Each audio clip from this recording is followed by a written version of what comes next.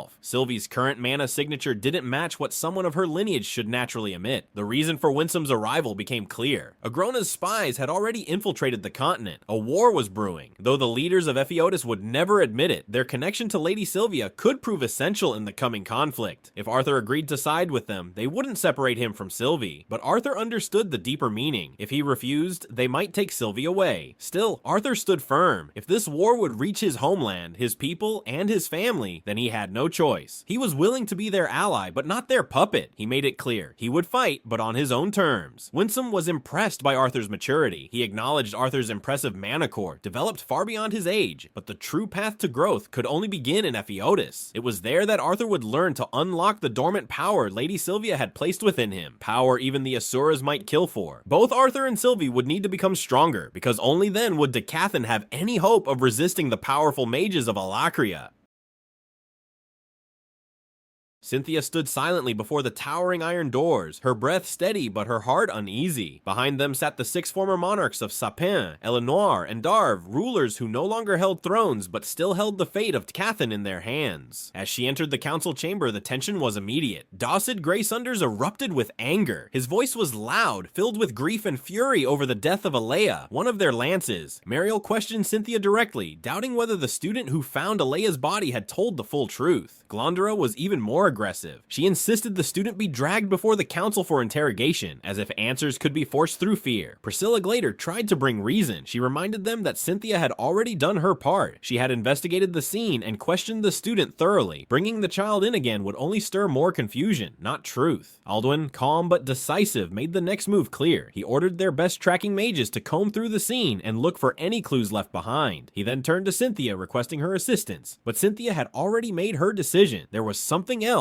something urgent, calling for her attention. Though Dacid questioned what could be more important than this crisis, Mariel stepped in, voicing appreciation for Cynthia's efforts. She understood that Cynthia's duties at Xyrus Academy couldn't be delayed much longer. With that, Cynthia turned and exited the chamber, her footsteps quiet against the marble floor. Avius perched quietly on her shoulder, his voice breaking the silence as he asked why she looked so concerned while they moved through the forest. But Cynthia's mind was elsewhere. Doubt gnawed at her. She couldn't shake the guilt of what she had kept from the council. She hadn't told them that it was Arthur Leywin who had found Alea's body. That decision weighed on her. She questioned whether keeping that detail secret had been the right thing, but Avius, sensing her unease, offered quiet reassurance through their bond. Arthur was already an enigma, and dragging his name into the council's storm of suspicion would have done more harm than good. Cynthia agreed. They were lucky the boy hadn't seen anything deeper while inside the scene. If he had, things might have turned out very differently. Her sharp senses picked up something ahead, a clearing. Then she heard faint chanting. Her enhanced hearing caught the rhythm of spells being woven. Cynthia froze, her instincts kicking in just moments before it happened. Without warning, dozens of invisible wind blades tore through the air, racing toward her with deadly intent. It was an ambush. She reacted instantly. One of the wind cutter spells, tipped with poison, struck her back and exploded just as Avius moved to shield her. Cynthia didn't panic. She had already realized that there was more than one enemy caster. That complicated things. With a swift release of mana, she unleashed her barrier spell and the forest erupted. The shockwave of her pulse field spell exploded outward, dropping nearby creatures from the trees. Birds, rodents, and insects. Everything caught in the area collapsed, lifeless. When the enemy mages emerged from hiding, rushing toward her, she didn't hesitate. It pierced through 2 of the attackers in an instant. They dropped lifeless before even touching the ground. Without even shifting her tone, Cynthia gave Avier the order to finish the job, and he obeyed without hesitation. The bond soared into the night sky and then descended like a silent shadow. What followed was quick and merciless. Screams and cries filled the air for only a few seconds before silence returned. The forest swallowed the noise like it had never happened. When it was over, only one enemy remained alive. Barely. Wounded and trembling, the caster muttered a few last words, clearly recognizing Cynthia and her power. Cynthia stood over the dying caster, her voice calm but cold. She knew the man's mana core was on the verge of collapse. His body was trembling, yet his eyes still burned with defiance. Cynthia didn't waste words. She gave him one final chance to speak, hoping to uncover what his people were planning. But the caster only laughed bitterly and called her a traitor. He spoke of a force regaining its strength, of how Dicathen was foolish to believe it had decades of peace left. There were spies hidden in every region, within forests, along coasts, and the war was coming much sooner than anyone expected. The continent had only a few years left, but before he could finish his chant of allegiance, his head suddenly snapped back. Blood began pouring from his ears and nose. His eyes rolled as his body collapsed, lifeless. Cynthia had used her sound pulse spell, subtle but deadly. She looked toward her bond and thanked him for cleaning up the aftermath. Avir, through their mental link, replied that the meat wasn't ideal, stringy and unpleasant, but manageable. He asked about her injury, the poisoned wound on her back. Cynthia dismissed it, saying she was fine, though a nagging thought lingered. This entire encounter had been too smooth. It felt more like bait than a real threat. Her eyes narrowed as she made a decision. It was time to head toward the coast. She hoped her instincts were wrong. Leaving Avir behind, Cynthia vanished into the shadows of the forest. Meanwhile, back at Xyrus Academy, tensions were rising. Princess Kathleen sat among the members of the disciplinary committee. It had only been 2 days since Curtis and Claire had returned from their mission, but the campus had changed rapidly. Reports of hate crimes were increasing. Students were being targeted for their heritage. Claire's voice echoed in Kathleen's mind. Denton, a fellow student who was both a plebeian and an elf, had been attacked. He had been beaten and tied to a statue outside their building simply for who he was. Curtis, furious, insisted that they needed to act fast. The radical group behind these attacks was growing bold, and if they weren't stopped soon, someone might actually die next time. But Kathleen was barely listening. Her mind was stuck on her brother. Since returning from the dungeon, he hadn't spoken a word to anyone, not even to her. She remembered what he had told her quietly, that he and Claire had been forced to leave Arthur behind. Doradrea voiced her frustration. The search for the ones behind the hate crimes wasn't going anywhere. The professors had refused to step in without solid evidence, too afraid of upsetting the Academy's donors. Kai had been watching closely, especially targeting Charles Ravenpour, but there was nothing concrete yet. Bringing someone in without proof would only backfire. Theodore, unable to hold his anger, slammed his fist in rage. He didn't understand the point of their authority if they were powerless to act in times like this. Claire remained calm, trying to keep the group focused. They had no choice but to wait until Director Goodsky returned. Ferrith, still in disbelief, muttered about how the attackers were only acting out because of changes at the school. It disgusted him. What hurt the most was knowing they used Arthur as a reason to stir trouble. The room fell into silence. Kathleen's voice broke it. She was filled with frustration. Arthur, despite coming from a modest background, had earned his place as a professor, yet the radicals used his success as an excuse to fuel hate. Ferrith responded with a hint of anger and sadness. He too resented that Arthur, his rival, was being used this way. Claire, quieter now, admitted the truth they were all thinking. They didn't know what to do anymore. Kathleen lowered her head. In her heart, she knew Arthur would have known what to do. His presence always brought clarity. Curtis gently reminded her that they couldn't depend on Arthur right now. They had to act without him. But Kathleen still believed. She whispered to herself that Arthur would return soon. The moment was interrupted by a quiet voice from below. The members of the disciplinary committee all turned at once. It was Elijah, Arthur's closest friend. Claire immediately softened when she recognized him and gestured for him to come up. Elijah apologized for arriving late and explained that he had just gotten to the school. He seemed anxious but relieved to see everyone gathered. He started to speak about Arthur, about how worried they all must be, but before he could finish, a violent explosion rocked the entire building. The ground trembled. The walls shook despite their reinforcement. Every committee member shot up from their seats, instincts kicking in. Theodore was the first to react, calling everyone to move out. Claire said they would regroup outside. No one wasted a second. They all ran toward the exit, bracing for the worst. As they rushed, Kathleen's mind drifted. Her heart was pounding, but it wasn't just the explosions that weighed on her. She thought of her mother, Queen Priscilla, and her teachings. She remembered being a little girl who once refused to learn alongside others who weren't royalty, not knowing any better. Kathleen recalled how her mother always believed in equality, that before being a princess, she was a person. It didn't matter if someone was a king, a mage, a servant, or from another race like elves or dwarves. Everyone had value. Everyone deserved respect. Her mother had scolded her and her brother whenever they showed even a hint of superiority, no matter how unintentional. Her mother had fought for the construction of a building that would honor the unity between the three races. The Tri-Union Hall was meant to be a symbol of peace and shared culture, a place that represented what the school and alliance stood for. But now, as Kathleen reached outside and caught sight of the devastation, her chest tightened. The Tri-Union Hall was collapsing. One side of the structure had already crumbled under its own weight. The other half was engulfed in flames, the smoke rising high into the sky. The monument her mother worked so hard for, meant to be a symbol of unity, Committee was being destroyed in front of her eyes. Students scrambled to evacuate, some crying, others helping their friends. Staff members and professors rushed inside the collapsing structure, searching for anyone who might still be trapped. Kathleen, along with Theodore, Claire, and the rest of the disciplinary committee, ran forward to support the efforts. The student council had also arrived, joining the professors in controlling the damage. Earth and wind mages worked together to hold the crumbling parts of the building upright, while water mages fought to extinguish the fire. It didn't take long before the flames were subdued, and other professors began chanting to create sturdy support beams from the ground. Amidst the wreckage and smoke, Kathleen noticed a group of students moving quickly away from the scene. At first, she didn't think much of it, until she spotted a familiar face in the crowd. It was Charles Ravenpour. Fury surged through her. The sight of Charles fleeing the scene ignited every suspicion she had buried. Without thinking, she reached for her wand. But before she could act, Theodore was already ahead of her. He grabbed Charles from behind, lifting him by the collar and nearly choking him in the process. His eyes were blazing with anger, demanding answers. Charles shouted desperately, claiming he was innocent, saying he had just survived the explosion and had no idea what was happening. But Theodore wasn't convinced. He reminded Charles loudly that he had been seen many times associating with radicals. Now Charles and his friends were conveniently at the center of the chaos. It was too much of a coincidence. As tensions flared, a sharp voice interrupted. Professor Malkenheim had arrived, his wand drawn and pointed at them. He was outraged, accusing the disciplinary committee of attacking students without evidence. Charles immediately turned the situation to his advantage, painting himself as a helpless victim and accusing Theodore of assault. Theodore's anger boiled over. He couldn't believe Charles had the audacity to claim innocence. This same student had been seen multiple times mingling with the radical group. Now, standing at the very site of the explosion alongside others like him, he dared to act like a helpless bystander. Professor Malkenheim immediately stepped in, clearly offended by Theodore's aggressive actions. He accused the disciplinary committee of acting without reason, warning against reckless behavior and unfounded accusations. He stood firm, wand raised, defending the rights of the students regardless of suspicion. Before things could spiral further, Professor Glory placed herself between them. Her presence brought a much-needed moment of calm. She acknowledged Theodore's stress, but reminded him of the importance of evidence. The Academy couldn't afford to act on raw emotions. Not now, when the school was already shaken and divided. All around them, murmurs rose among the watching students. The scene had caused a stir. Many whispered about the disciplinary committee, questioning if they had really tried to attack a student before the professors intervened. Meanwhile, Kathleen stood ready, wand in hand, prepared to cast a spell. She was still furious, unable to shake off her suspicion toward Charles. But before she could act, Curtis stepped forward and gently stopped her. His voice was calm and firm. He reminded Theodore and everyone else that they had more urgent concerns. People might still be trapped inside the building. The priority now was saving lives. Theodore didn't argue. Without a word, he shoved Charles back toward the group he had been with and turned away, though not before sending one last icy glare toward Professor Malkenheim. Charles, visibly trembling, was caught by his companions and led away, but as Kathleen watched him go, her eyes narrowed. Though his bangs hid most of his face, she caught a glimpse of a smug smirk. Students were no longer united. Whispers filled the halls, creating invisible lines between sides. It was no longer just about what had happened. It was about who could be trusted. The unease didn't leave Elijah either. The next day, unable to sit still, he made his way to the training room Arthur had given him access to. He needed an outlet, a way to clear his mind. Channeling his mana, Elijah activated the Earth and Spear spell. The flow of power surged through him, and spikes of stone erupted from the ground ahead. Encouraged by the result, he followed up with Stone Barrage. The earth beneath him broke apart, large chunks of stone floating into the air. With focus, he launched them toward a tree in the distance. Only 4 out of 10 rocks found their mark. It wasn't the result he had hoped for, and disappointment crept in. Elijah stood alone in the training room, his body tired and his breath uneven. The spells came easily. He could feel the mana respond when he called upon the earth, but his control still wasn't enough. He had reached the light orange stage, yet it didn't feel like much. He still had a long journey ahead. Despite the gift inside him, his magic felt unstable, and part of him regretted not telling Arthur earlier about it. If he had, maybe Arthur could have helped him learn to manage it better. Arthur was a solid yellow core mage, blessed with a dragon's will, and stronger than anyone else Elijah had ever known. If Arthur had been here during the fire, Elijah was sure he could have handled everything on his own. The night before, Elijah had finally told the disciplinary committee members what he hadn't been able to say before, that Arthur was alive and safe. Claire had cried out in joy, her face bright with relief. Curtis leaned back against the wall and sighed deeply. The weight clearly lifted off his chest. Ferrith wiped his nose, pretending to act composed even while tearing up. Kathleen had muttered, "Thank God," over and over again, her voice shaky from the stress. Doradera, ever the strong one, said they had to handle the current situation properly so Arthur wouldn't have to deal with more problems when he returned. Even Theodore, despite his usual attitude, admitted that he never believed Arthur would die so easily. Now in the present, Elijah reflected on all of it. left. He wondered if they still would have worried so much had they known Arthur's true strength. Probably, yes. Because Arthur wasn't just powerful, he was someone they all genuinely cared about. That was the difference. Elijah had expected Arthur to be respected because of his skills, but it wasn't just that. People like the disciplinary committee members and Princess Tessia cared for Arthur not just because of his strength, but because of who he was. Elijah quietly questioned himself. Would people have felt the same about him if he hadn't grown up isolated with dwarves? Both he and Arthur were born different, unique, but in Arthur's case, the world saw him as a miracle. For Elijah, it often felt like a burden. Suddenly, dark images flooded his mind, memories of Arthur twisted by feelings he didn't want to accept. Words like hate and envy echoed in his head, louder and louder until pain shot through his skull. He clutched his head, trying to fight the storm within, but then memories of Arthur's kindness came back to him. The way Arthur had always stood by him, always believed in him. Elijah reminded himself of that. Elijah continued casting spells, one after another. Some were for practice, but most were just to release the frustration building up inside him. His heart felt heavy, not with jealousy, but with the pressure of being left behind. He didn't want to be better than Arthur. That was never the reason. He simply wanted to be strong enough to stand beside him. Arthur was always fighting something, sometimes battles that no one else even knew about. Elijah had seen that quiet burden on his friend's shoulders too many times. As Arthur's closest friend, Elijah wanted to be someone Arthur could depend on, not just during peaceful days, but when things got dangerous.